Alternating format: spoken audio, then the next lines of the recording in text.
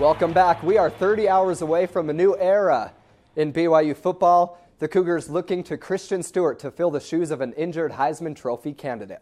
Ziggy's breakout defensive performance right here on Boise's blue turf in front of a national television audience launched him into the sights of scouts from all 32 NFL teams. Once again from the All-22 view, Jamal Williams without the ball, tackled by two Texas players. TAYSOM with the ball, completely untouched. All three national championships for BYU came when one of these two cases was a part of the program. But since then, Cougar fans have had to wait 10 long years for another. They are also the nation's best blocking team, averaging nearly 4 blocks per set. Sophomore middle blockers Whitney Young and Amy Boswell are the best and 5th best blockers individually in all of America. But before they get to put on the board shorts and sandals, got to take care of business here at home. So stay bundled up. It looks like finally here in the last week of the season, the football weather gods have caught up to us after giving us 4 remarkable games earlier this season here in Provo. Next is UConn, President Obama's pick to win it all. What's the mindset heading into this Sweet 16 matchup?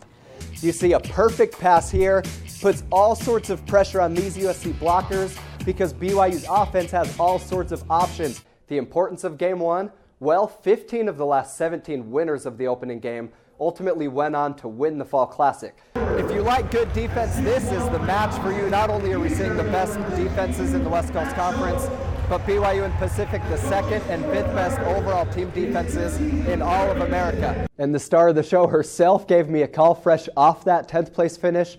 I asked her about the Olympic experience and particularly about the opening ceremonies.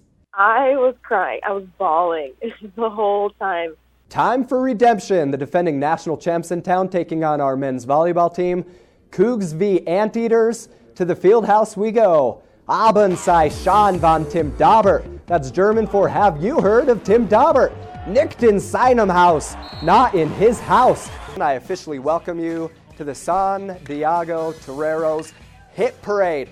14 batters, 7 hits, 7 runs, all in the 2nd inning alone. New pitcher, same story. San Diego led this one 9-0. Nick Marshall from 80 yards away. Boom, baby. A miracle game winner for Auburn. Listen to the call. Stands in, steps up, going to throw downfield, just a home run ball, and it is tipped up. And Lewis got it on the deflection. Lewis is going to score. Football fans in Provo know all about the Cougars' stellar defense, but the other football team on BYU's campus is also shutting down opponents' offenses. The BYU women's soccer team has won 4 straight games and has not allowed a single goal during that streak. We are doing better than I thought we would. I didn't think that we would be getting shutouts like we are. Senior goalkeeper Erica Owens turned the shutout streak into a West Coast Conference Player of the Week award. It's a big honor, obviously, to be listed as one of the few players that the West Coast Conference recognizes. It's an honor well-deserved for Owens. She has a way of frustrating opponents with her incredible saves. The soccer goal is 8 yards wide, and it's 8 feet tall. But thanks to Erica Owens, for 8 Cougar opponents, that has not been big enough. Owens leads the WCC with those 8 shutouts. She's also the leader in fewest goals allowed. If I do make a mistake, she'll be there to pick up my mistake and save us.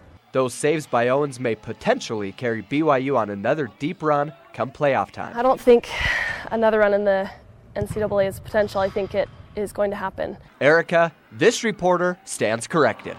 From BYU's campus, Dave Neeley, COOG. Imagine you're a 6th grader, and when you show up to school one morning, you find out that instead of doing math and science, you'll be playing football with Jamal Williams and Taysom Hill. That's exactly what happened for more than 1,000 6th graders yesterday at the annual BYU Sports Hero Day. BYU. Hill. There he goes. Touchdown. Do it in. Godfrey back set to Gray. That's your winner. Williams. How about a touchdown run? Why is it called Sports Hero Day? Some research that we did a few years ago determined 6th graders have heroes and that's kind of their hero stage and where they really look up to people. And we kind of took that idea and went, oh, well, a lot of kids look up to sports heroes.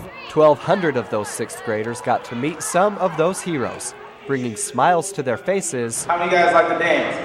And thanks to J Swag Daddy, maybe even a few new dance moves. But it's not just the kids that appreciated the experience. This just helps me more to be a good person and to stay on the right path. More than 100 BYU athletes from 11 different teams passed, putted, and served with the kids, showing that their reach goes far beyond the playing field.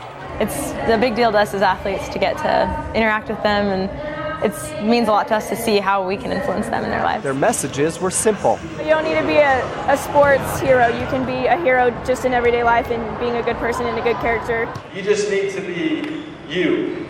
You need to become the best you that you possibly can. We're creating memories and experiences for these kids that they normally wouldn't be able to have. One of those memories being in a real-life BYU football huddle. On the BYU campus, Dave Neeley, COOG. Okay, I have one more question, maybe the most important one. What will it take for me to get you guys to use this as one of your play calls? You could call it the Dave Neeley. We could. And guaranteed 6 points every time you hold this thing up. We're actually looking for new signs, so I'll have to take that and present it to Coach and I.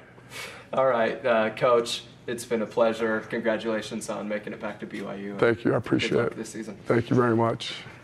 So apart from if they're going to use the sign, I want to know what academic advice did he give you? His advice was to come to BYU. And you know what? Honestly, my advice to him was also come to BYU. So it's awesome that here you we're both are. up here in Provo.